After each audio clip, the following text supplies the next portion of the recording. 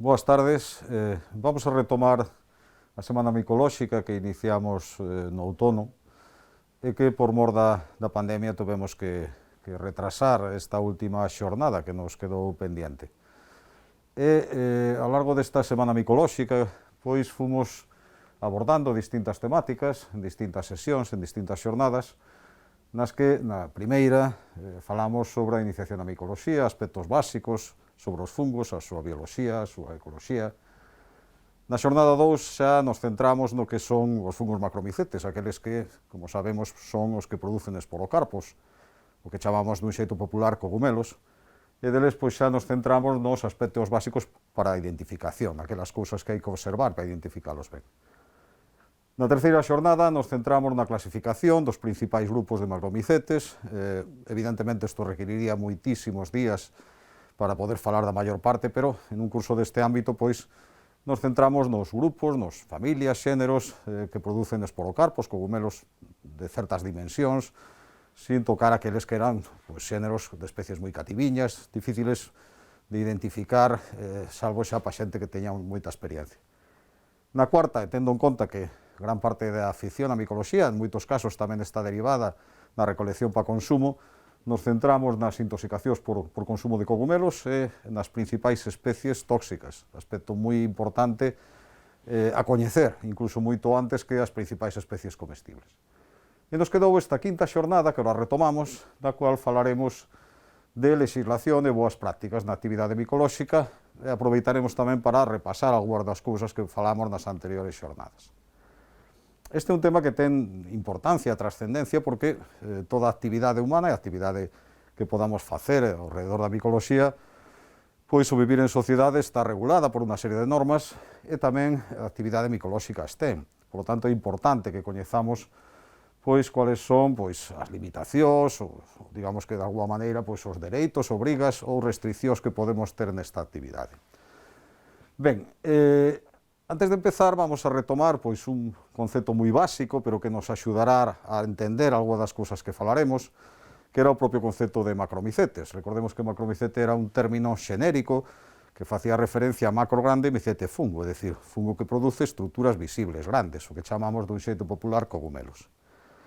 E que neste tipo de macromicetes recordamos que decíamos que o que vemos habitualmente, como na imaxe que hai aí á esquerda, pois vemos os cogumelos, pero en realidade o organismo, a estrutura que os produce, recordamos que era unha estrutura filamentosa que se desenvolve no sustrato, neste caso no solo, noutras especies na madeira, etc., e que está formado por filamentos chamados hifas que en conxunto forman un corpo filamentoso chamado micelio, e que está aí inmerso, aínda que non o vexamos.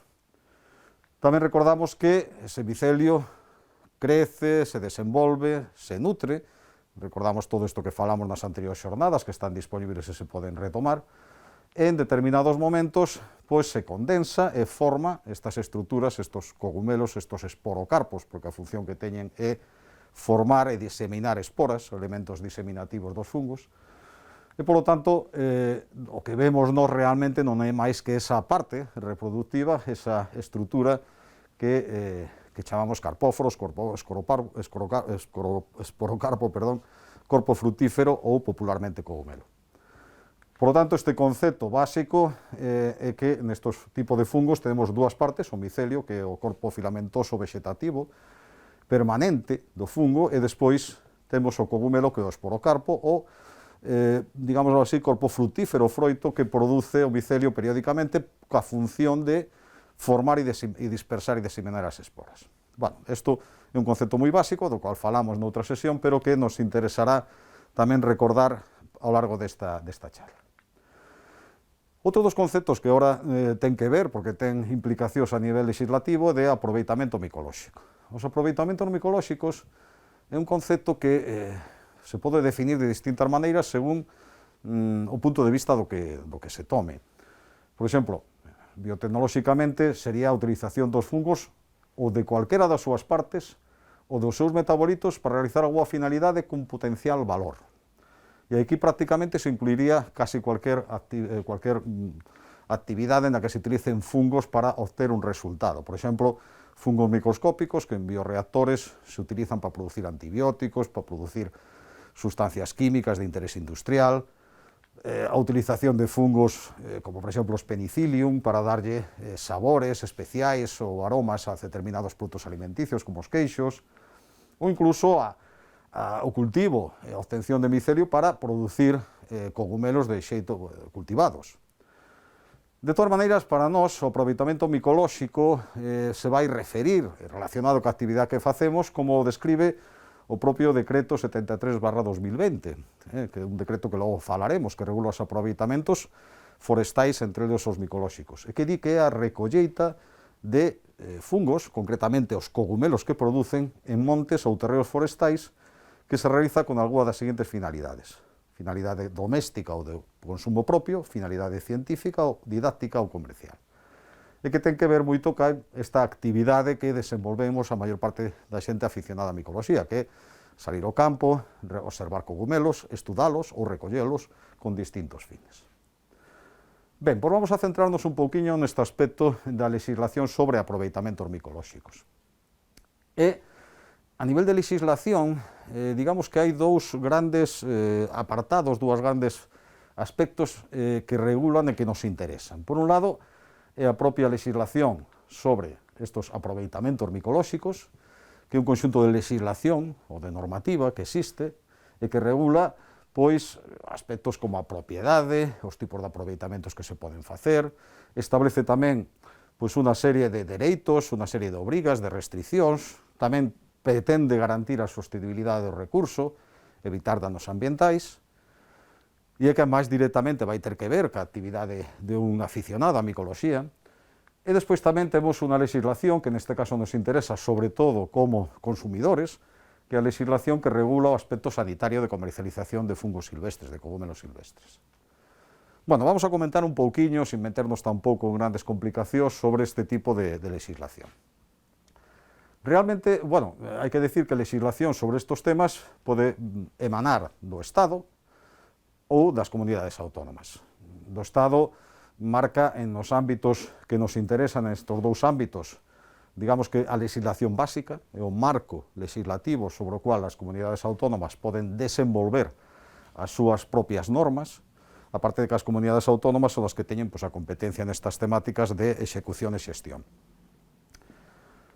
Bueno, a primeira cuestión que se plantexa e que foi obxecto de bastante polémica durante o final do século pasado, era en gran medida a propia, digamos que, propiedade dos cogumelos. Había unha línea que defendía que era algo que non era propiedade de naide, o que se chama res nullius, e, sin embargo, outra línea consideraba que era, desde un punto de vista xurídico, propiedade do propio propietario do terreo que salía. Realmente esta polémica quedou resolta xurídicamente, polo menos, a través da Lei de Montes, a Lei de Montes Nacional do ano 2003, que, a súa vez, creou un marco no cual as propias comunidades autónomas foron establecendo as súas propias leis de montes de desenvolvemento da nacional. Na Lei de Montes se define os cogumelos, os fungos, como un aproveitamento forestal. De feito, a Lei de Montes de Galicia, o seu artigo 8.3, a define dun xeito moi semellante á Lei de Montes Nacional. E no artículo 36 nos di un aspecto moi importante, e é que os aproveitamentos forestais, incluindo os fungos, o titular do monte será, bueno, está en castelán porque está unha lei nacional, será en todos os casos o propietario dos recursos forestais, producidos en seu momento, incluídos os frutos naturais ou espontáneos, e terá dereito ao seu aproveitamento. Poderíamos considerar que, bueno, froitos naturais ou espontáneos, ao mellor os fungos non poderíamos incluílos. Realmente a Lei de Montes de Galicia despois o desenvolve dun xeito moi claro e incide nesto que dice a Lei Nacional. A persoa titular do monte, o propietario do recurso forestal que nel se producen, entre eles se incluyen os cogumelos e ten dereito ao seu aproveitamento. No capítulo 2 da Lei de Montes de Galicia se incide novamente neste tema. E se dice, as persoas propietarias de montes teñen dereito ao acoutamento das súas propiedades orientado á viabilidade e ao mellor aproveitamento de pastos, cinexético, de cogumelos, etc. Bueno, de acordo con isto, poderíamos pensar que realmente unha persoa que non é titular dun monte non ten prácticamente dereito a recoller ningún cogumelo, salvo que sexa nun terreo propio. Pero veremos que en realidad isto non é exactamente así. Esta sería unha das cuestións que plantexaría este primeiro elemento que vemos na lei. Poden recollerse do permiso explícito do propietario? Bueno, hai unha serie de leyes de distintas comunidades, logo veremos o que hai en Galicia, que é o que nos interesa en principio, e en estas leyes de montes ou regulamentos, pois, temos aquí varios exemplos, o texto é moi parecido e nos ven a decir que se exceptúan de autorización o coñecimento previo á extracción, entre outras cousas, de recollida consuetudinaria episódica de cogumelos. Que é isto de consuetudinario e episódico? Consuetudinario é aquilo que está, digamos, amparado pola costume, pola tradición, por aqueles usos que socialmente están asumidos ou aceptados. É unha fonte de dereito tamén e moitas veces se recolle en este tipo de normas. E di, con consentimiento tácito do propietario. É dicir, consentimiento tácito que non hai unha prohibición expresa. Con todo, podemos ver en decretos máis recentes unha expresión máis clara deste concepto. Por exemplo, no decreto foral de Álava se nos di dun modo moi sinxelo: o aproveitamento de fungos será libre ata unha cantidade, que veremos que isto depende de cada comunidade autónoma, 2 kg por persoa e día, salvo nos terreos forestais, no que a entidade titular se reserve este aproveitamento mediante a ordenancia propia correspondente. É dicir, donde non está acoutado e non está expresamente reservada, se pode realizar. O decreto de Castela e León, que é bastante recente, de 2017, tamén en este sentido incide. Toda persoa pode recolectar os cogumelos dos terreos da súa propiedade en aqueles no que haxa unha autorización expresa. Non obstante, se pode recoller de forma episódica, é dicir, digamos que de cando en vez, hasta 3 kg por setas por persoa a día, e sin posibilidade de vendelas. Sempre se supón que este tipo de aproveitamento consuetudinario é un aproveitamento para consumo propio, en terreos que non estén cercados nin sinalizados como acoutados ou reservados. Vamos a ver despois como o pon a normativa galega. Bueno, como vemos entón, sí que hai opción, eso sí limitada, e con unhas condicionantes moi concretos, para a recollida en terreos que non son de propiedade do recolector.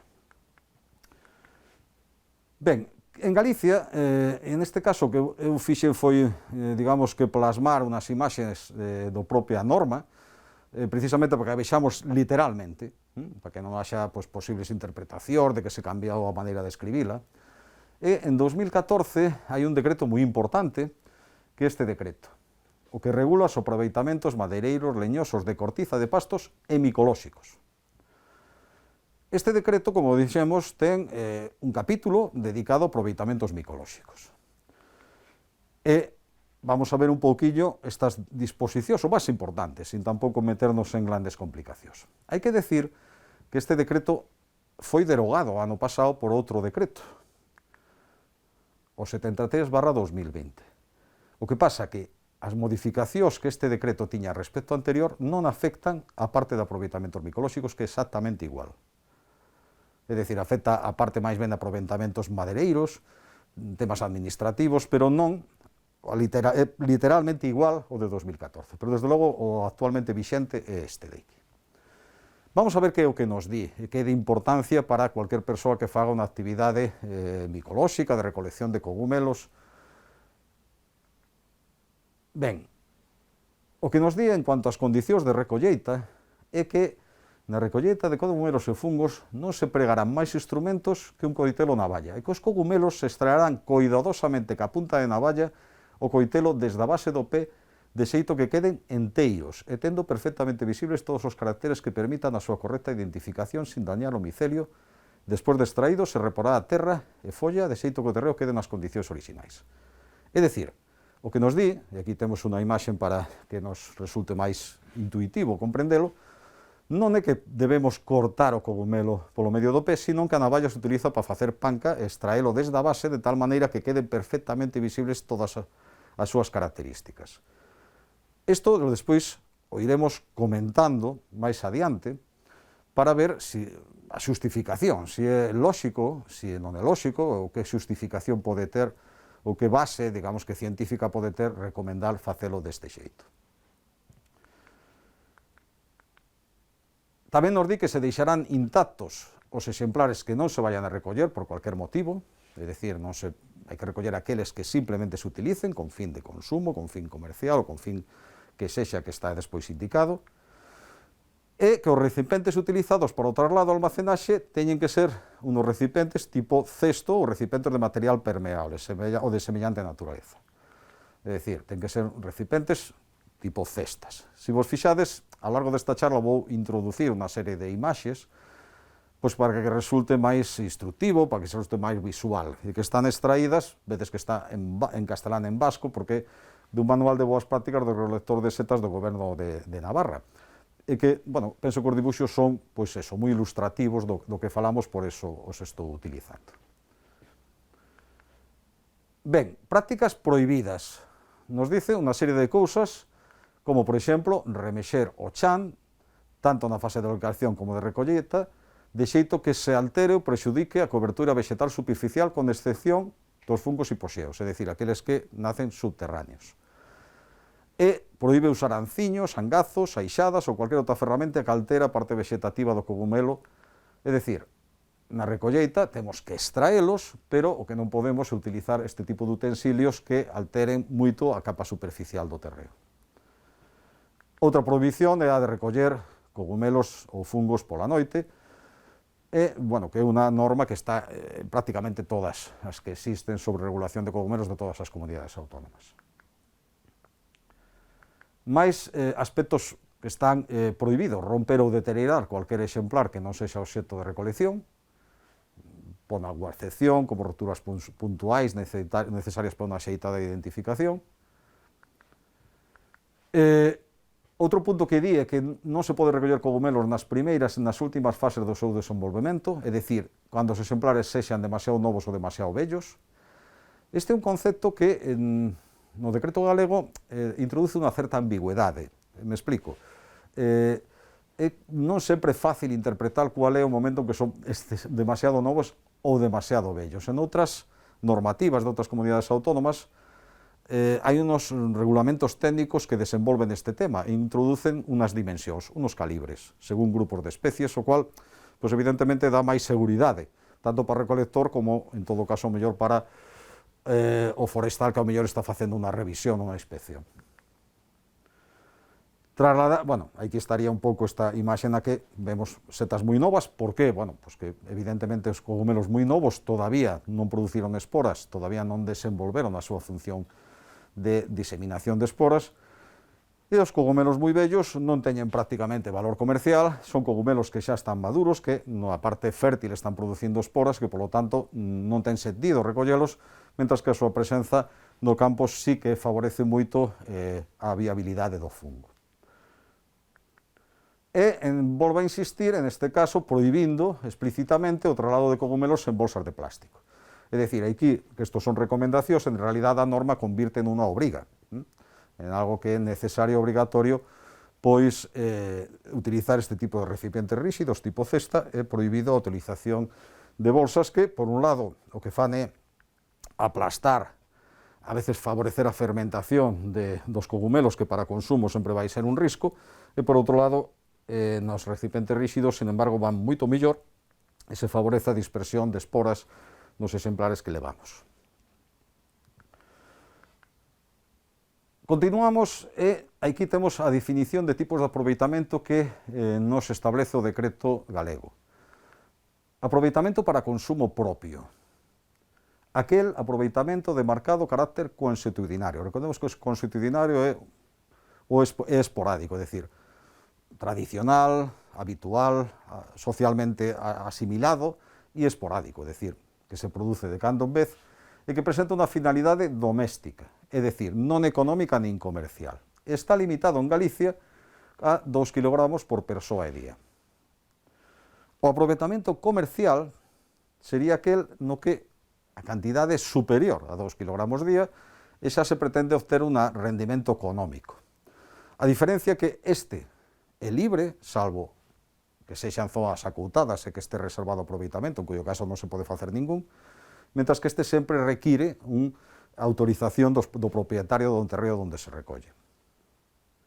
E despois hai un terceiro aproveitamento que sería o de fins científicos ou didácticos, que sería aquel que se realiza, pois, por exemplo, no contexto de investigacións, por asociacións micolóxicas, para facer, por exemplo, pois, unha exposición micolóxica, é dicir, que ten un fin de estudo, fundamentalmente, e que, en este caso, non se limita a cantidades, sino no número de unidades. Se pode aproveitar hasta 5 unidades representativas enteiras por especie. É importante, fixadevos nesto que nos indica, que enlaza co que vimos nas anteriores legislacións, que nos di os aproveitamentos para consumo propio e os aproveitamentos con fins científicos ou didácticos son libres. Agás que a persoa titular regule o coutamento do seu aproveitamento no instrumento de ordenación ou xestión forestal ou comunique o acoutamento deste aproveitamento que en cualquier caso debe sinalizar. É dicir, o propietario pode reservar o aproveitamento, que ten dereito, pero ten que facer, pois, un acto administrativo ante a autoridade competente e, ademais, ten que estar sinalizado, expresamente indicado que se realiza. Isto é unha cuestión importante que marca este e outros decretos de outras comunidades autónomas. En cuanto a outros puntos deste decreto galego, pois, por exemplo, neste caso, nos fala dos acoutamentos. É dicir, as persoas propietarias de montes teñen dereito a acoutar as súas propiedades, e nos indica pois, que pois, o poden facer a través dun instrumento de xestión se esos montes o teñen, ou se non o teñen comunicando a Xunta de Galicia, neste caso, nos dice para este fin deberá remitir comunicación desta decisión á xefatura territorial da Consellería competente e ten que entregar pois, unha serie de datos que están recollidos en un anexo. É dicir, hai un procedimento administrativo que ten que levar a cabo o propietario e que, aquí temos o anexo do decreto, que non vamos a entrar en detalles, pero o importante que saibades que existen todo este procedimento que teñen que realizar os propietarios que queren facer a declaración de aproveitamento nos seus terreos. E por último tamén outro punto importante o da sinalización, o que falábamos antes de esa indicación expresa de que hai un aproveitamento. Nos di que, co obxecto de que os posibles recolledores recoñezan o monte do terreo forestal afectado pola restricción en materia de aproveitamentos, as persoas propietarias deberán coutar e sinalizar o perímetro sometido a restricción de acceso. Entón, se empregará unha serie de señais, ten que levar esa lenda que temos aí. Aquí hai unha imaxen que esta é de Castela León, pero o texto sería distinto, pero estas señais deben de estar situadas no recinto coutado nos accesos principais ao monte. É dicir, hai que ter unha expresión clara de que existe ese aproveitamento, que, polo tanto, non se pode realizar aproveitamento que non sexa polo titular do monte, por aquel a que neles autorice. Pois, con este punto, resumimos o que principal, porque hai moitas máis cousas que non nos metemos, e é que os propietarios dos terrenos, recordemos, teñen dereito a acoutar o seu terreo, que deben de comunicalo e deben de instalar siñais. Que na pauta de recollida é moi importante o tema da extracción cuidadosa, é dicir, non o corte directo. Este tema agora vamos a retomar para tratar de explicalo. E que as prohibicións implican non usar nin bolsas de plástico, non remexer o chan, non usar angazos, azadas ou ferramentas parecidas, non romper ou estragar cogumelos que non se aproveiten, non recoller cogumelos de noite. E que os tres tipos de aproveitamentos os que definimos antes. Consumo propio, ata 2 kg persoa e día, aproveitamento que é libre, salvo en terreos acoutados e sinalizados, aproveitamento comercial, máis de 2 kg persoa e día, na norma galega non indica un límite, pero sí que por máis de 2 kg xa pasa ao concepto de comercial, e que require a autorización do propietario do terreo, e aproveitamento científico didáctico que xa non se mide por peso, sino por número de exemplares por especie, que é libre salvo en terreos acoutados ou sinalizados, como é o de consumo propio, e indica tamén que debe ser acreditado. En este caso tampouco deixa moi claro quen, pero de alguma maneira, se se realiza, habría que a autoridade competente, pois, de alguma maneira comunicalo para ter algún tipo de certificado de que estás facendo ese tipo de aproveitamento. Pois, este sería un resumen do decreto galego. Logo retomarémolo para facer como unha especie de compendio de boas prácticas. Pero farémolo dentro dun momentiño. Como decía, na legislación temos outro ámbito que é o sanitario. E no ámbito sanitario, nos cuales nos vai dar pois, unha serie de normas, de pautas, en este caso para as empresas que comercializan ou que distribuyen cogumelos silvestres ou cultivados, e indica tamén unhas listas de especies que se poden comercializar e outras totalmente prohibidas. Tamén especifica pois, toda unha serie de responsabilidades, sancións, etc. Moi brevemente vamos a comentar algo sobre esta legislación. Esta legislación, aparte de normas máis xenéricas que sean transversais e de aplicación, a que é específica para cogumelos é un real decreto. É dicir, esta é unha norma de ámbito nacional, aplicable a todo o territorio, e que é o 30/2009, polo que se establecen as condicións sanitarias para a comercialización de cogumelos para uso alimentario. Esta foi unha norma no seu momento moi importante, porque hasta ese ano realmente moitos destes puntos estaban contidos en un Código Alimentario español, que no caso do tema dos cogumelos tiña moitísimos erros. En algunhas normas dispersas realmente era un tema que necesitaba pois, digamos que unha seguridade xurídica que en principio aportou esta norma, que como toda será millorable, pero que desde logo polo menos subsanou moitas das deficiencias anteriores. Este decreto de 2009 establece unhas condicións sanitarias aplicables pois, toda esa fase de produción, transformación, distribución de cogumelos frescos. Establece unha lista de especies, bueno, e conservados tamén, unha lista de especies silvestres comercializables. Hai en un anexo, incluye 56 especies que son as silvestres comercializables en fresco. Introduce tamén unha lista de 34 especies comercializables sometidas a un tratamento que suele ser de deshidratación ou tratamento térmico, e tamén ten outra lista na que excluye as especies non comercializables de ninguna maneira. E como decía, corrixindo pois, moitos dos erros do antigo Código Alimentario español. E un aspecto tamén importante desta norma é que concede unha especial importancia á correcta identificación das especies que se comercializan. Aspecto este moi relevante porque, como sabemos, hai especies comestibles de grande calidade, pero hai tamén especies moi perigosas e que poden producir incluso intoxicacións mortais. Por lo tanto, sí que é importante que se establezan pois, unos criterios nos que haxa unos responsables de identificación, toda unha serie de control e trazabilidade dos produtos. E establece unos requisitos básicos para os cogumelos comercializados. É unha norma bastante densa de que eu vou comentar solamente unhas cousiñas desta perspectiva dos que podemos ser aficionados e tamén pois, consumidores que nos podan interesar.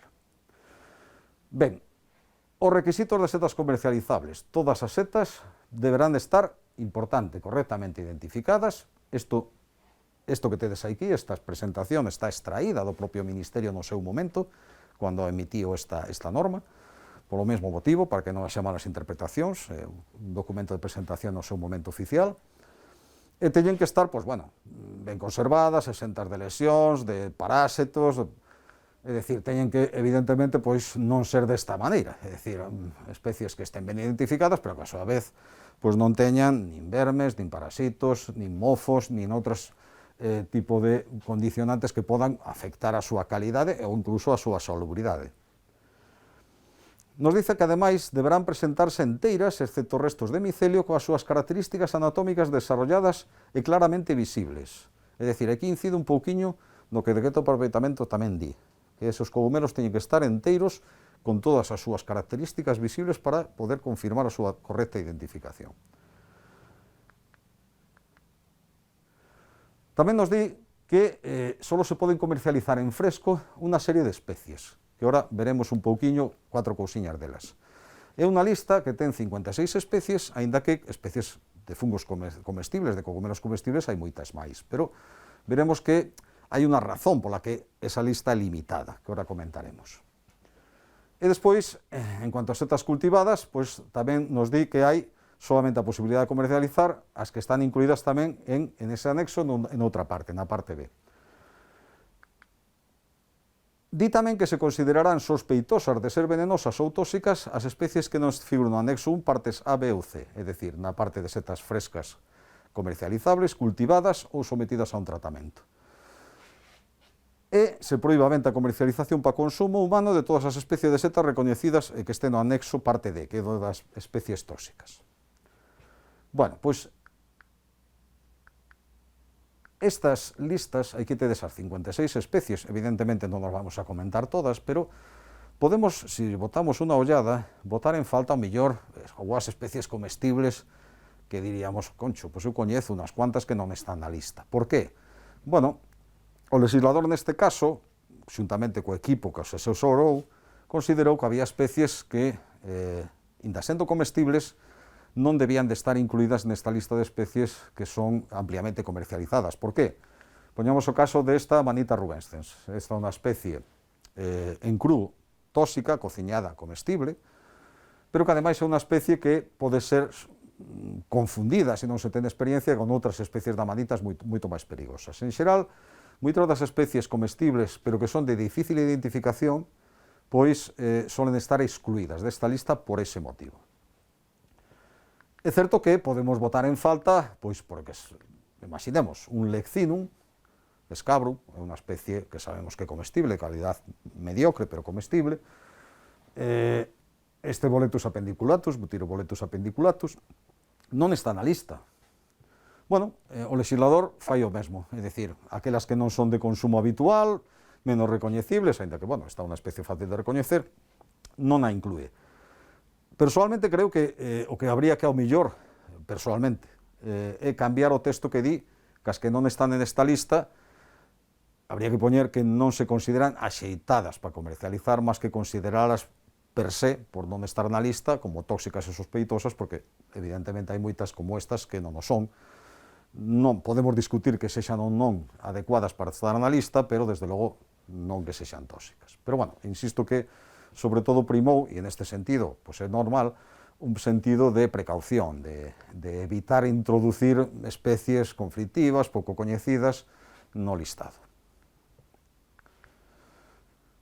Na parte B do anexo se incluyen especies que son cultivables e comercializables. Hai que hai especies ben recoñecibles, desde Agaricus bisporus, o champiñón habitualmente consumido e comprado nos supermercados, por poñer algo ben coñecida tamén os Pleurotus ostreatus, e despois hai algunha especie que nos resultará un pouco chamativa que este aí presente. Por exemplo, Erythrum erinaceus. Esta é unha especie que sobre todo se cultiva para obter certos principios activos de tipo medicinal. Ou incluso nos pode sorprender que estén algunhas como Tremela mesentérica, unha especie xelatinosa, bastante frecuente, que para consumo aquí nunca se considera axeitada, non por tóxica, sino por a súa consistencia e mala calidade, pero que, sin embargo, por exemplo, sí que é de bastante afición para consumo nos países asiáticos. En moitos preparados que veñen de especies cultivadas, pois se lle dá, digamos, que un encaixe legal, porque non é perigosa en absoluto o seu consumo, e insisto que se inclúe en moitos preparados para gustos distintos ou de outras latitudes. Da parte C se inclúen aquelas especies que só son comercializadas e sometidas a un tratamento que non especifica, pero que en principio, por exemplo, el Vela sp, Morquela sp, é dicir, todo o xénero, el Vela, todo o xénero Morquela, son as comicetes que se consideran comestibles, pero unha vez ben deshidratados ou sometidos a un proceso de cocción elevado, porque senón poden dar lugar a certos problemas. E despois teríamos un último parte deste anexo 1, que xa sería o D. O D, o que nos incluiría serían as 77 especies e 11 xéneros completos que están absolutamente prohibidos de comercializar, en o cual se incluyen as especies sobradamente tóxicas, ben de verdad que se incluyen as especies como algúns destos agáricos que son simplemente indixestos, e outras especies potencialmente mortais como esta Amanita phalloides, que teríamos lá, pois, aí. E moitas máis, evidentemente a Amanita verna, tamén mortal, virosa, e outras especies, pois, algunhas que producen intoxicacións de diverso tipo, das cuales falamos na xornada anterior, na xornada 4, que podedes tamén retomar. Podemos observar tamén como nesta lista se incluyen algunhas especies como esta, este é un Clitocybe nebularis, unha pardilla, un cogumelo que en algunhas zonas de España especialmente ten bastante afición a consumila, unha especie moi frecuente, pero que se sabe que é unha especie que pode producir certas susceptibilidades, malas digestións, e, polo tanto, unha especie que é problemática para aceptar a súa comercialización. Entón, se incluye entre as especies prohibidas de comercializar.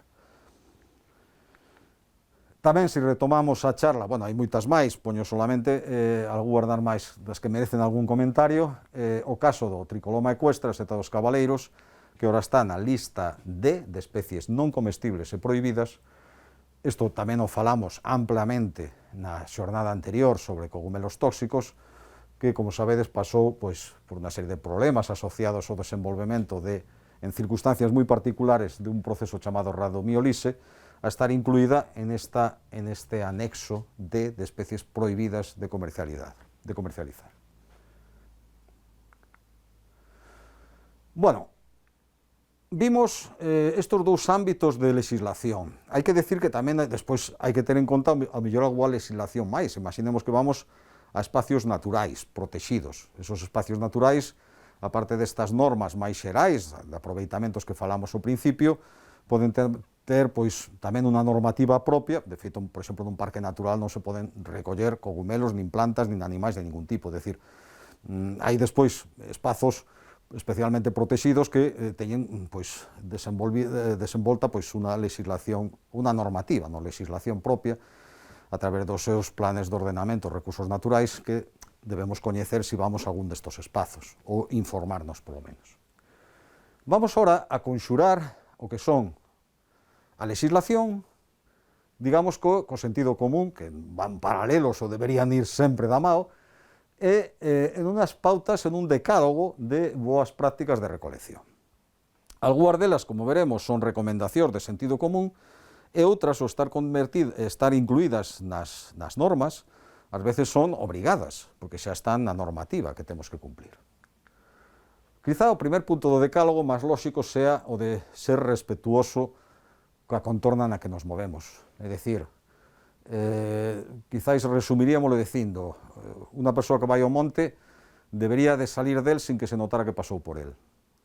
Non debemos de tirar lixo, pisar plantas, romper cogumelos, destruir niños, romper tampouco pechamentos, propiedades alleas. É dicir, isto é unha cuestión de respeto á natureza, respeto tamén a outras persoas. E, polo tanto, é unha cuestión que vai máis aló incluso de unha cuestión de simplemente, como digo, de respeto ao sentido común. A segunda, que aquí moitas delas se recolle a propia legislación da que fixemos mención, a de aproveitamentos, fai referencia ao que decíamos. Non ser respetuosos cos cogumelos que non collemos, todos teñen unha función ecolóxica, incluso os tóxicos o son solamente se os comemos. Unha manita faloides é un fungo micorrícico, desempeña funcións importantes na súa asociación do micelio cas árbores, e, polo tanto, tampouco é por que destruíla, é dicir, simplemente hai que coñecela e non consumila, como ocorre tamén con moitas plantas tóxicas que hai no monte, que, bueno, pues, non por eso vamos a destruílas. Tamén, pois, algunhas das cousas que se consideraba de respetar os cogumelos moi noviños, que todavía non esporularon, que son moi cativos, incluso con certos problemas de identificación, ou aqueles que son xa vellos e deteriorados, que non teñen sentido nin para estudalos, nin para consumilos, e, polo tanto, debemos deixalos nos espazos nos que se atopan. O tema da utilización das bolsas, pois tamén é unha recomendación deste decálogo que tamén está incluída, como vimos, na normativa. Utilización de cestas e non de bolsas de plástico, como dixemos, tanto para unha mellor conservación dos cogumelos, como tamén para favorecer a dispersión esporal dos que recollamos. E non recoller tampouco cogumelos tóxicos con comestibles da mesma cesta, non porque se comuniquen toxicidade, que non é o caso, sino para evitar que se mezclen pedazos inadvertidamente, que despois na cociña nos podan pasar desapercibidos e os mezclemos para consumir cos de especies que consideramos o que levamos para consumir. Continuamos no punto 3, tamén recollido na legislación, en ningún caso utilizaránse utensilios que sean moi lexivos para a capa superficial do terreo, como anciños, angazos ou ferramentas parecidas. E como norma xeral, extraeránse os cogumelos enteiros o xusto necesario para observar todo o pé e traselos e deixarse o terreo como estaba. Aquí nos vamos a parar un momento, porque isto sempre foi digamos que controversia micolóxica por excelencia. Corte ou extracción de cogumelos. Como vemos na norma galega e noutras, se especifica a extracción cuidadosa, non o corte. Pero, sin embargo, seguramente que hai xente que non está de acordo con este criterio. Vamos a intentar razoalo de alguma maneira. Cortar ou non cortar, ou cortar ou extraer. En primer lugar, digamos que podemos valorarlo desde dous criterios. O criterio ecolóxico, da protección do fungo, do organismo, e o segundo criterio sería a correcta identificación. Vamos polo primer criterio, ecolóxico. Un dos argumentos para o corte é que os cogumelos se deben cortar para non dañar o fungo. Bueno, vou retomar aquí as palabras literais dun famoso micólogo, Ricardo Galán, da Universidade de Alcalá de Henares, xa no ano 1996 na revista Quercus, en un fantástico artigo que el se chamaba Consellos para recoller cogumelos, mitos e realidades. El nos decía, este criterio e parecidos argumentos, aun perseguindo un fin loable, reposan nun exacerbado e injustificado afán proteccionista que é froito de un descoñecimento da bioloxía dos fungos. Extraer os cogumelos enteiros, se se fai cuidadosamente, non daña o micelio en absoluto. Todo isto podemos pensar, bueno, pode decirlo Ricardo Galán ou quen sexa, porque teño que eu creerme que é así. Vamos a centrarnos nos estudios científicos.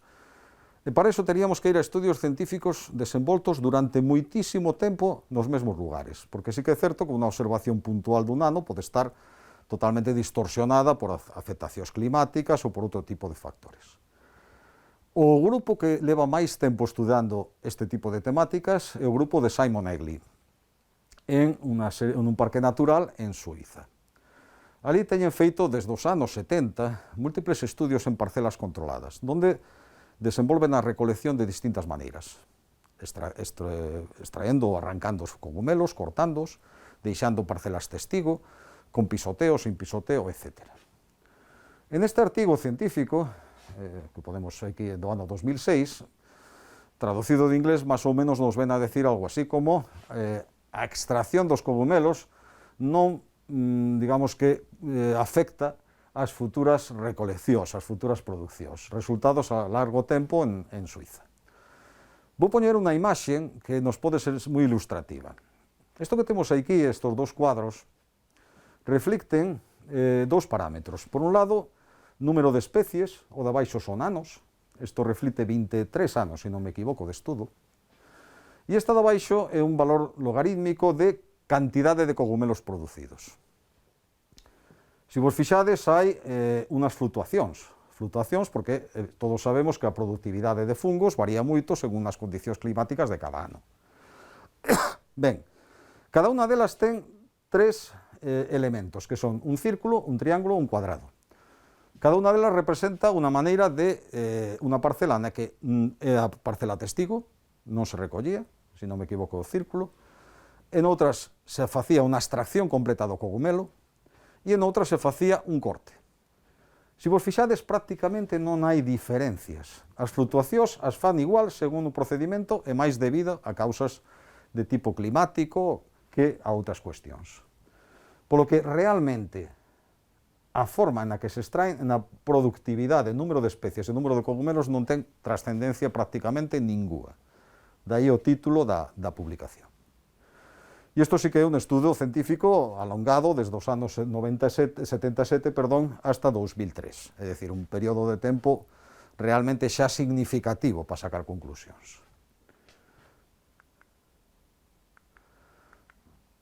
O que sí comprobaron é que sí que é certo que unha presión recolectora moi elevada pode afectar a certas especies pola compactación do terreo que sí que afecta a micetación, a produción de cogumelos que a veces se restringe. Por lo tanto, de cara a protexer o fungo, vemos que, en realidade, corte, extracción completa, ten pouca influencia. Hai incluso algúas científicos que din que incluso o corte, vehículo de propagación de xérmenes maior, aínda que eu, desde logo, non atopei ninguna base científica neste en esta afirmación, que si hai é posible, pero non a localicei. Volvemos a Ricardo Galán, que neste mesmo artigo nos dice: cando se recollen especies de madeira ou especies terrícolas de certos xéneros, como lactarios, a base do pé non é tan imprescindible para a identificación, polo que sempre que o recolector teña suficiente experiencia pode ser lícito, pero non recomendable seccionar a base dos pés das setas.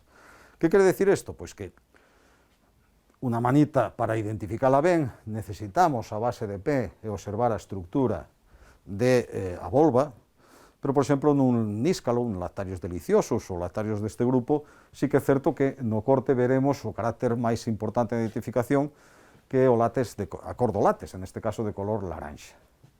Por eso hai en algunhas legislacións de algunhas comunidades autónomas o tema da recolección aí sí que varía un pouco. En algunhas incluso se fai disquisición. Se teñen que extraer todas, salvo as dos xéneros tal, que entonces hai que cortalas, non? Aí hai certa variabilidade según as legislacións.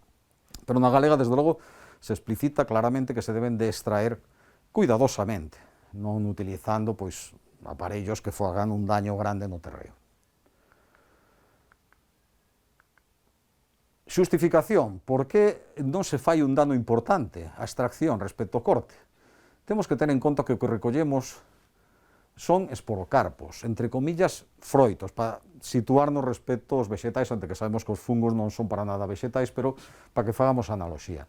Non organismos completos, é dicir, o que extraemos son unha parte do fungo. A parte fundamental realmente é unha estructura que prácticamente non afectamos nesa recolección. Outro elemento é que se as raíces das plantas teñen esta máis ou menos representación en un espacio de terreo de 1 centímetro cúbico, un pequeno dado, os fungos teñen unha capacidade de infiltración e de penetración e de presenza no terreo muitísimo superior das plantas. É dicir, en un solo centímetro cúbico se poden atopar hasta 500 metros de hifas de fungos. A capacidade de regeneración dun micelio é moi superior á da raíz das plantas, é dicir, se asumimos que incluso nunha planta a extracción dos froitos, se se fai cuidadosamente, non lle fai dano á planta en sí, a extracción de cogumelos ao micelio dos fungos, moito menos todavía. Bueno, isto xa o vimos tamén na primeira das xornadas, pois, bueno, estos datos están reflectidos en estas publicacións. Segundo criterio de seguridade, se o primeiro podemos discutilo, o segundo está absolutamente claro. No primeiro xa vimos que, eso sí, os estudos nos van na dirección da escasa relevancia que vai ter a fórmula en cuanto a conservación. Os de seguridade, sin duda, garantir a identificación. Aquí sí que non hai color. Si queremos identificar ben un cogumelo, temos que observalo completo. Estos son amanitas faloides. Son exemplares que están extraídos para que podamos ver este carácter fundamental que é a volva membranosa que ten na base do pé. Se cortamos directamente polo centro do pé, esta estrutura moitas veces non se vai a ver e a identificación pode ser errónea con consecuencias dramáticas. Por lo tanto, na observación cuidadosa, isto falamos tamén nas anteriores xornadas, das características, sombreiro, menóforo, pé, restos de veos, os cogumelos deben identificarse enteiros, é necesario extraelos para comprobalo perfectamente. Isto sería unha manita faloides, non sacada para foto, na que moitas veces a volva está tapada. Non a vemos, senón exteriorizamos un pouquiño o cogumelo para poder observala ben. Se cortáramos directamente por aquí, este detalle pasaría desapercibido. De feito, pode ser a causa en moitos casos de estas confusións con outras especies semellantes, pero que non presentan esta estrutura.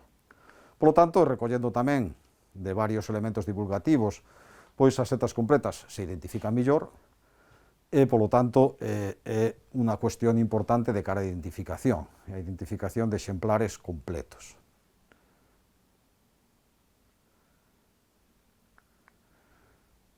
Por suposto, a extracción, o arrancamento, se o queremos decir de outra maneira, non ten os seus límites, que están recollidos na propia legislación. Non utilizar anciños, ferramentas parecidas. Por que? Porque ese tipo de movilización do terreo sí que deixa descuberto parte superficial do micelio que pode, en parte, deshidratarse, ainda que, bueno, normalmente non lle afecta a viabilidade, pero pode destruir primordios de cogumelos que estaban a punto de agromar, pode incrementar o seu terreno, danar a microflora ou destruir cogumelos que con ese procedimento pois, outro podría recoller ou se desenvolverían e producirían as esporas polas cuales os produce o fungo. Por lo tanto, esta é unha técnica que además está explícitamente prohibida na legislación. Outro límite é tamén o que xa hemos reiterado en diversas ocasións de recoller soamente os exemplares que se van a utilizar, evitar a recollida de primorios de exemplares bellos, isto que xa reiteradamente hemos comentado por múltiples motivos, os moi novos non esporularon, e ademais son máis difíciles de identificar porque os seus caracteres non sempre se ven ben, e os moi vellos pois, teñen unha función e interese biolóxico e ecolóxico importante, pero non teñen interese nin para estudo, nin para consumo. Bueno, sobre este punto que nos paramos máis, vamos a continuar. E seguimos con este decálogo. No quinto, decimos isto que tamén é un resumo de cousas que falamos ao largo das xornadas, que non existe ninguna regla para saber se un cogomelo comestible ou non, que non sexa aquela baseada na súa identificación precisa, e en caso de dúbida, absterse sempre de consumir. E para previr as intoxicacións se deben coñecer antes que as millores comestibles, as principalmente tóxicas, as máis perigosas. É moi importante coñecelas ben. E, por suposto, rexeitar cualquier falsa crenza, como as que comentamos na xornada de intoxicacións, que pretenden separar setas comestibles ou non en base a criterios sinxelos, pero que son totalmente falsas, como o feito de que estén comidas por limachas, que sexan dunha cor ou outra, que son detalles que por sí solos nunca nos van a servir para separar este tipo de cogumelos comestibles ou tóxicos. Neste sentido, aínda que tamén o falamos amplamente na xornada de intoxicacións, recordemos que hai que tomar a precaución cos seguintes grupos de cogumelos, sobre todo con especies con volva láminas blanqueciñas, do xénero Amanita, anel, en a maior parte delas, e sombreiros brancos ou verdosos, especialmente facendo referencia a esas especies con amanitinas, como Amanita phalloides, verna ou virosa. Especies moi perigosas e que pois, bueno, a súa consumo pode provocar unha intoxicación hepatotóxica potencialmente mortal. Lepiotas, en xeral, evitar cogumelos de pequenas dimensións con láminas. Recordemos que unha cousa é o xénero Lepiota e outro xénero Macrolepiota, agora no resumen final o recordaremos de novo, e estas pequeniñas especies do xénero Lepiota que presentan sombreiros escamosos, un pequeno anel ou unha pequena zona anular con láminas blanqueciñas e de esporada tamén blanqueciña, pois moitas delas conteñen tamén amanitinas, como estas amanitas, e son, por lo tanto, moi perigosas. Algúns pequenos cogumelos que salen en madeira, con un pequeno anel, esporada pardo, como a galerina marginata, ou cortinarios, estas especies que conteñen unha cortiniña cando son noviñas, despois se desprende a cortiniña, a esporada sempre é pardo ferruxinosa. É un grupo moi amplo, os cortinarios, falamos deles na terceira xornada, recordemos que moitos son inocuos, pero hai algúns que son moi tóxicos por a presencia de outros tipos de sustancias, e especialmente estos de cores avermellados, alaranxados, amarelados, nos que se encuentran algunhas especies como este cortinario sorelanos, que é tamén potencialmente mortal. Como octavo punto, usar adecuadamente os libros e as guías, é dicir, hoxe en día, sempre que empezamos en cualquier disciplina, ao principio as cousas costa aprendelas, solemos ás veces ter moita ansiedade, pero hai que ir pouco a pouco, e hai que consultar as cousas ben. As fotos son orientativas, recordemos sempre que hai que ler os textos, e non basear a identificación solo no parecido cas imaxes. Mellor confirmar e formar parte dunha asociación micolóxica e vale, internet é unha fonte de datos moi relevante, pero temos que ter tamén moito cuidado en non fixarnos soamente na súa apariencia. Poño moitas veces este exemplo, que é un exemplo de unha guía bastante antigua, moi básica, e ven a conto isto de que? Isto que temos aquí son Clitocybe nebularis. Bueno, Lepista nebularis é un sinónimo, ainda que non é, digamos que prioritario Clitocybe nebularis. É un cogumelo moi frecuente, pardilla, e en unha das cursos que dimos na asociación fai moitos anos, unha persoa nos trouxe uns exemplares, dixemos yo que era, e el insistiu en que non podía ser. non podía ser, porque decía que Clitocibe nebularis era un cogumelo de cor azulado. O día seguinte nos trouxo esta guía, e nos dixo, mira as fotos, e que non son iguales. Dixemos, mira, que as fotos solamente son unha imaxe baixo unhas condicións de luz. Se vei que non leiche o que pone aquí. Debemos indicar que en la ilustración los exemplares presentados tienen unas tonalidades más azuladas y oscuras que las setas de esta especie por nosotros recolectadas. Es decir, mirou a foto, non leo o texto, e isto, claro, ás veces dá lugar a estas confusións que son, pois, bueno, por estas prisas e ansiedades que ás veces temos para identificar as cousas. No punto 9, pois, evitar a recolección de cogumelos en áreas contaminadas, xardíns urbanos, bordo de carreteiras. Por qué? Porque nestas zonas pode haber maior presencia de metais pesados, de pesticidas, de certos nitrosaminas e compostos nitroxenados que o micelio do fungo as absorba. E tampouco recoller para consumo, por suposto, exemplares parasitados, amofados, estragados ou moi vellos, porque, a ver, non se nos ocurre comer un pescado pasado, unha leiturga feita polvo, pois tampouco, lóxicamente, cos cogumelos. O tema das zonas contaminadas, pois isto tamén o falamos na charla de intoxicacións, tampouco para non reiterarme, pero os fungos ás veces sí que, digamos que, reflicten moitas veces a contaminación que hai no terreo de determinadas sustancias, por esa capacidade que ten descompoñedora de absorción que ten no micelio.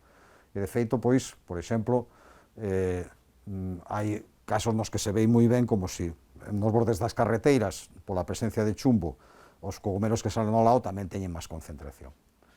Bueno, este tema, insisto, falamos moito na charla anterior e, polo tanto, ali está recollida toda a información. E, como último punto, en caso de sospeita de intoxicación por cogumelos, acudir sen alarmismos, pero sin demoras a un centro de urxencias, elevando a ser posible, pois, exemplares ou restos dos cogumelos consumidos, dar toda a información aos profesionais e, desde logo, pois, ter en conta o que falamos na charla de intoxicacións. Pero, insisto que non por medo non quedarse na casa, senón asistir, ir ali ao centro, explicar o que pasou, porque é moi importante a actuación o máis rápida posible según o tipo de intoxicación que se poda sufrir. Bueno, e con isto remataríamos esta parte de normativa e de boas prácticas que de alguma maneira confluyen en moitos aspectos. E ora simplemente vamos a resumir para aqueles que empezan, que nestas xornadas pois se incorporaron no mundo da micoloxía. Na charla anterior falamos das principais especies tóxicas, está disponible, se pode ver, e ora das especies comestibles vamos a comentar solamente aquelas que son particularmente doadas e fáciles de identificar.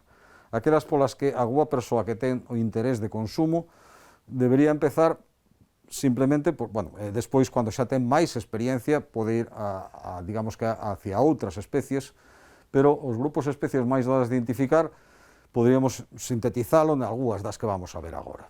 Isto que temos aquí é unha fistulina apática, un fungo de madeira, un fungo poliporal que, como sabemos, pois, ten nome popular en Galicia de fígado de boi, polo aspecto que ten, e que ten esta forma de habano, esta forma de semicírculos sobre madeira de carballos ou de castiñeiros, con a superficie avermellada, algo xelatinosa, por abaixo poriños blancos. Polo centro, este corte zumento que deslibera como un líquido, unha especie que, a diferencia de moitas de madeira que son duras, sin embargo esta é moi zumenta, é unha especie comestible prácticamente inconfundible. Outra especie de fácil identificación é esta que temos aquí, a seta couve-flor, ou seta escarola, a Asparasis crispa, un cogumelo que aparece ao pé de piñeiros, ou antocos de piñeiros, e que ten esta morfoloxía de corpo frutífero formado por láminas pregadas, tan características, de cor branco cremoso, especie comestible de boa calidade, e que realmente se pode confundir con poucas cousas, fundamentalmente con outras Asparasis, que é máis propia de madeira de caducifolios, Asparasis brevipes ou laminosa, pero que xa ten, digamos, corrizos moito máis abertos e zonados, e ten un cheiro xa máis desagradable. Non é para nada tóxica, pero, bueno, digamos que non ten a calidade da Asparasis crispa. As morquelas son especies primaverais que conforman un xénero que como xénero é fácil de identificar por esta morfoloxía como de panal de abella, son as comicetes, que teñen, pois, a parte fértil tabicando esta especie de alvéolos que lle dan o nome de colmenillas, porque parecen paneles de abellas. E son ocas. Hai, eso sí, moitas especies de morquelas e a identificación das distintas especies desde un punto de vista taxonómico complexo, e todavía incluso están en estudo, pero que a identificación como tales, como xénero morquela, sí que é relativamente doado, e son especies primaverais, moi apreciadas ali onde salen, pero recordemos que tamén son especies que en fresco non se poden ni deben consumirse, sempre deshidratadas ou moi ben cociñadas. Pero sí que é certo que como xénero se identifican doadamente por estas características. Outra especie de identificación doada e sin confusións perigosas é esta especie, Hymnum repandum, a lingua de vaca, facendo referencia a ese himenóforo de aguillonciños que se asemellan ás espiculiñas que teñen a lingua de algúns destos animais, os gatos, as vacas. Hai, isto tamén o comentamos na terceira xornada, diversas especies con aguillóns, con himenóforo de aguillóns, pero realmente nestas cores, entre cremosas, amarelas, e con esta morfoloxía irregular e de aguillonciños decurrentes, esta especie é moi doada de identificar, non ten confusións realmente perigosas. En este grupo, con aguillonciños e parecidas, e tamén, digamos que son tamén no concepto de popular de lingua de vaca, hai outros Hymnum, como este Hymnum rufensis, que ten este aspecto máis esvelto, cores un pouco máis cargados, pero que tamén é comestible sin ningún problema, aínda que, bueno, realmente é un complexo de especies, non somente unha, pero que todas elas colectivamente se separan ben de outras especies problemáticas. Recordando as charlas que dimos na segunda sesión, na terceira, falamos tamén de que aqueles fungos que teñen pregamentos, o himenóforo, a parte fértil, de pregamentos decurrentes. Aquí decíamos que había dous xéneros, Cantarellus e Craterellus. Craterellus son ocos e Cantarellus son macizos. Dentro dos Craterellus, esta especie é moi doada de identificar. O Craterellus cornucopioides é unha especie que ten esta forma de trompetiña, de cores oscuros, pero a parte do himenóforo son xa nin pregamentos, son lixeiras ondulacións, casi lisas, de un color blanco-cinza, que o fai que sexa moi doado de identificar, a pesar do seu nome sórdido de trompeta dos mortos, é un comestible moi apreciable e que realmente solamente se pode confundir con este outro Craterellus, o Cinereus, que casi igual, sale nos mesmos lugares, pero que ten o himenóforo, a parte fértil, con pregamentos xa moi matizados e que é moi bon comestible tamén. Por lo tanto, non é unha confusión para nada de risco. Aquí temos outro Craterellus, antes incluído no xénero Cantarellus, pero, bueno, insisto que actualmente, en realidade por cuestións de tipo de análisis filoxenético, sabemos que os ocos pois, forman como un grupo concreto, son Craterellus. Entonces, con pregamentos decurrentes e peoco, este outro Craterellus, o tubeformis, as que se chama vulgarmente trompetas de inverno, e que, bueno, vemos esas características forma irregular, con pregamentos decurrentes, o peoco, en estas cores que nesta especie poden variar desde estos tonos ocráceos máis ou menos vivos. Aquí temos, bueno, o detalle, vamos a volver para atrás, o detalle dos pregamentos, que son anastomasados, interunidos. Aquí temos outros exemplares de Craterellus tubeformis, en este caso aparecen bosques diversos, tanto en piñeirais como en bosques de frondosas, xa vemos como unha especie que ás veces aguanta moi ben o frío, e que realmente é moi doada de identificar.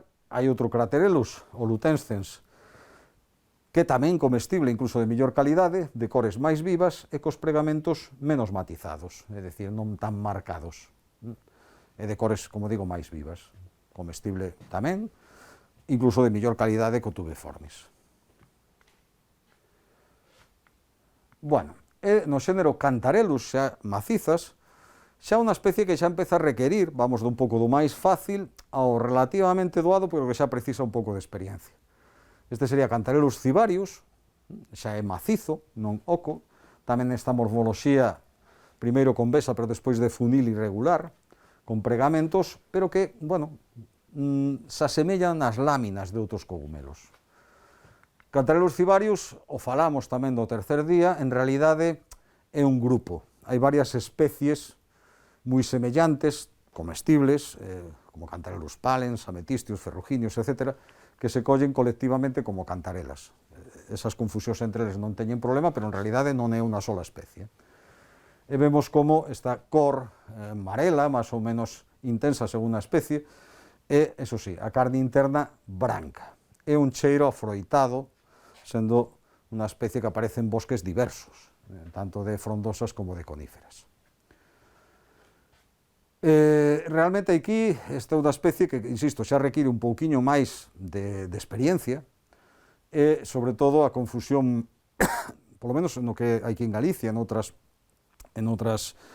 comunidades, pues poden aparecer outras especies como son Phalotus, pero aquí a máis frecuente é con a falsa cantarela, o Hygrophorhopsis aurantiaca, que é unha especie de aspecto parecido, pero é moito máis esbelta, ten láminas non pregamentos máis apertadas, o que pasa que sí que é certo que son un pouquiño bifurcadas e algo pregadiñas, de aí que se asemellen aos pregamentos dos cantarelos.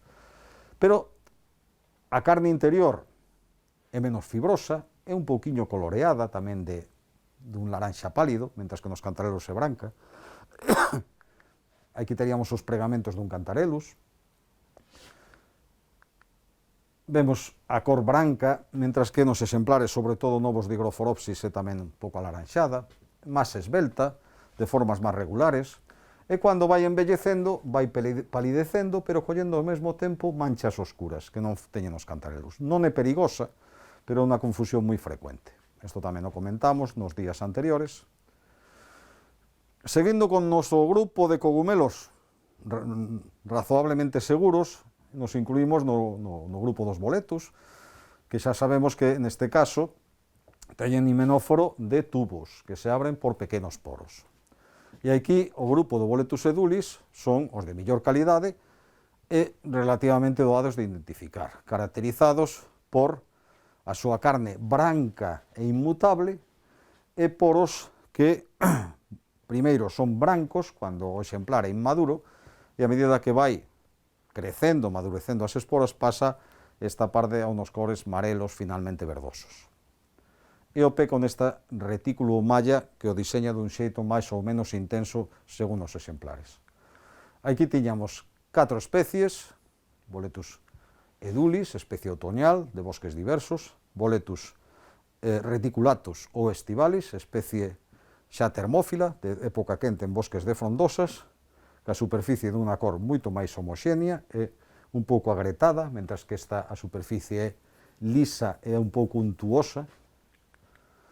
Boletus pinófilus, piñeirais, pero tamén bosques de caducifolios, primavera, outono, e Boletus serius, tamén como este, termófilo en época quente, brao, principios de outono, en bosques de frondosas. Os 4 son o grupo edulis, os 4 son de carne blanca, e con esta variación dos poros desde brancos cando son noviños a despois varelos verdosos. Bueno, isto está tamén na terceira das xornadas, moito máis amplamente explicado.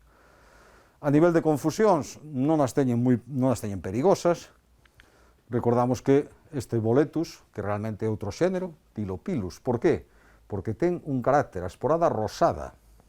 Se lle parece bastante, pero a esporada é rosada. Tylopilus felius. Por que felius? Porque é moi amargo, fel, hiel. Pero cando é noviño os poros son moi branquiños, co cual se lle parece bastante aos do grupo edulis. Despois matiza esta cor rosada, ten un matiz gris verdoso distinto aos grupos aos grupo edulis, pero en caso de dúbida o sabor moi amargo o separa perfectamente. Aí temos os exemplares que non é perigosa esta confusión, é unha especie bastante máis rara, pero que sí que é totalmente incomestible. E dos boletos do grupo edulis, unha confusión comestible, porque esta é unha especie comestible, é o Boletus badius ou Inleria badia, que é unha especie moi frecuente, menos carnosa, menos corpulenta, e que ten o pé sin esa malla ou retículo, E despois outro detalle moi diferente, e é que nos poros a presión azulan, cousa que os boletos de Grupo de Dulis non fan. Sin embargo, unha especie comestible de boa calidade, que a veces as exemplares máis robustos algunha xente confunde con boletos do Grupo de Dulis. En cuanto aos boletos problemáticos, recordemos os boletos de poros vermellos, non todos, pero sobre todo os que teñen estas características. Hoxe en día conforman distintos xéneros, rubroboletus, imperatus, subilelus, pero sombreiros normalmente blanqueciños, vermellos, rosa púrpura, poros avermellados, pé reticulado, como os do Grupo de Dulis, pero desde logo no resto son diferentes, e carne que azula, máis ou menos intensamente, según a especie. Estas especies son tóxico-indigestas, aí temos o pé reticulado deste boletus legaliae, o rubroboletus legaliae. Eso sí, hai boletus azulantes de poros avermellados comestibles, como por exemplo o boletus, o neoboletus erythropus, que eso sí, o pé non é reticulado, sino finamente punteado ou granulado.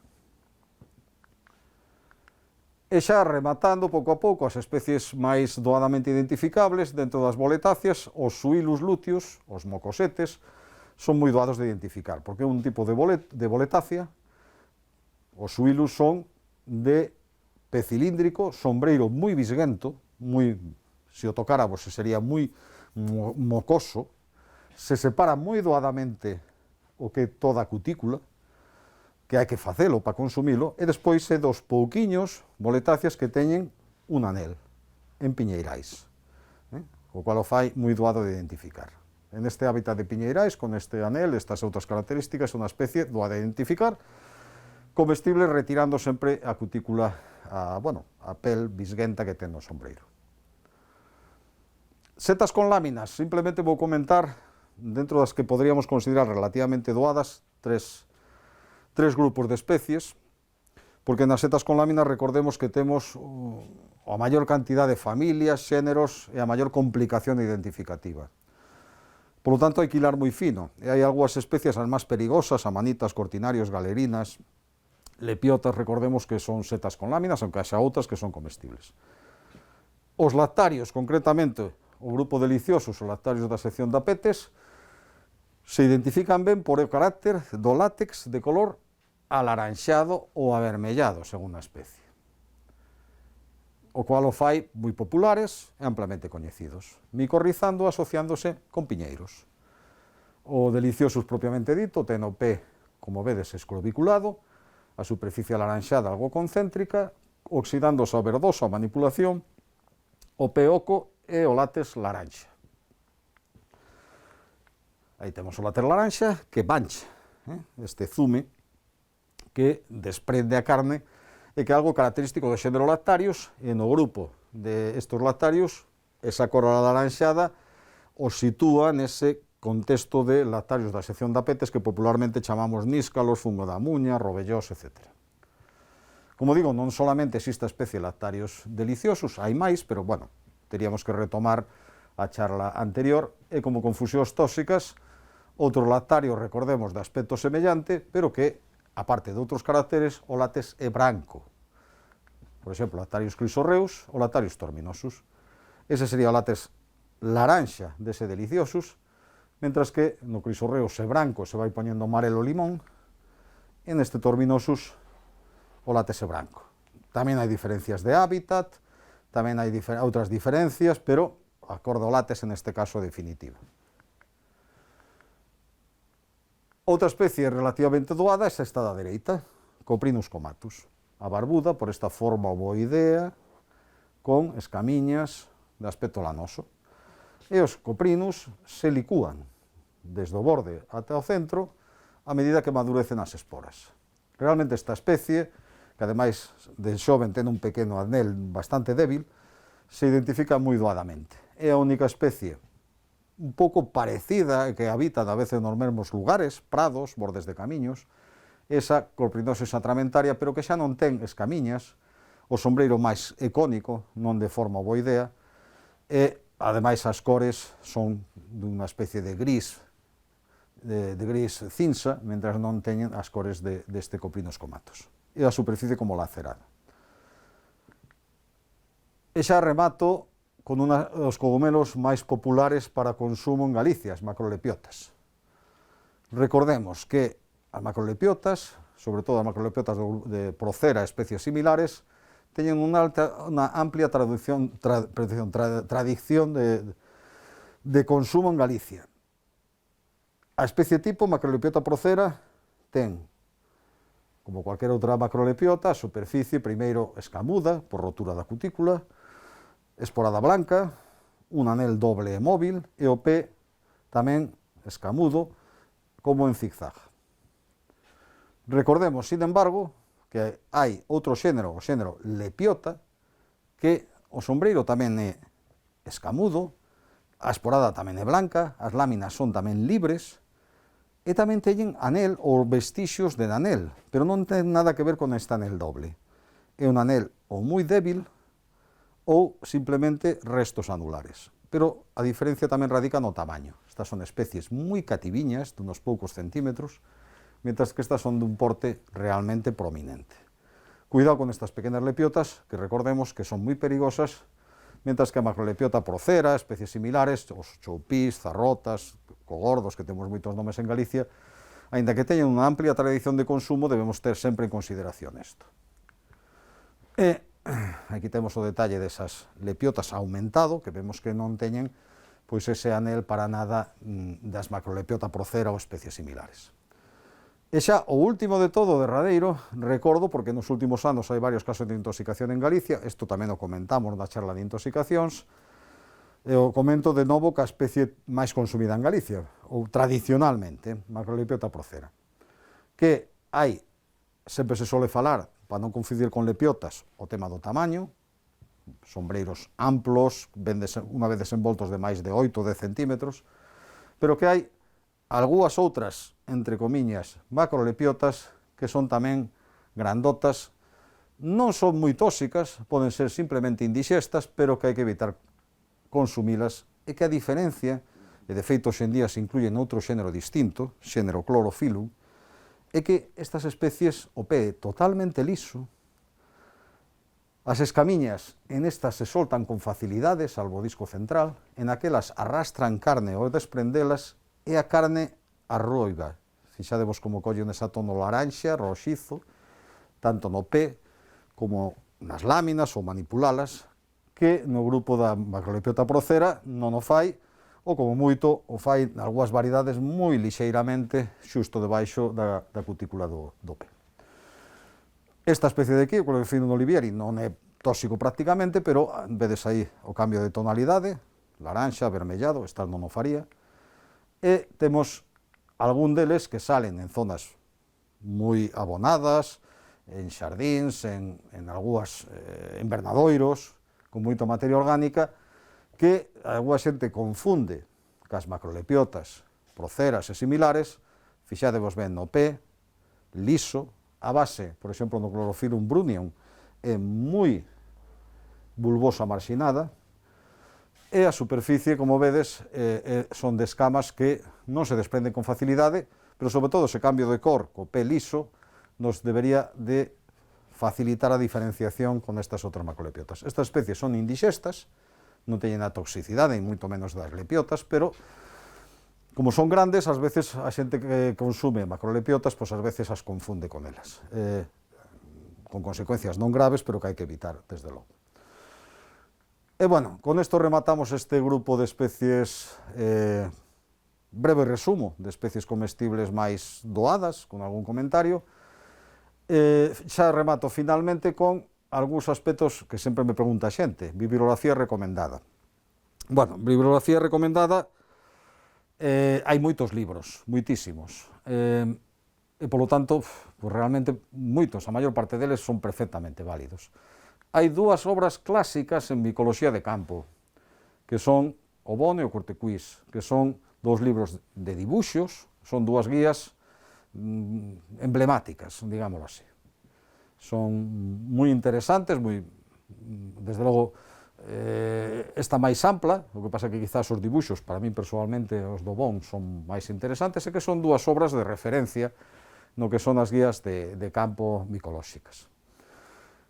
Outras guías, pensando aquí en Galicia, pois esta é unha obra recente a nivel europeo, que é un compendio enorme de fungos da Europa templada, con unha descripción de máis de 2.500 especies, que o problema é que todavía non está traducida a castelán. A versión está en versión inglesa, é unha obra das máis completas editadas fai escasamente un ano e pico.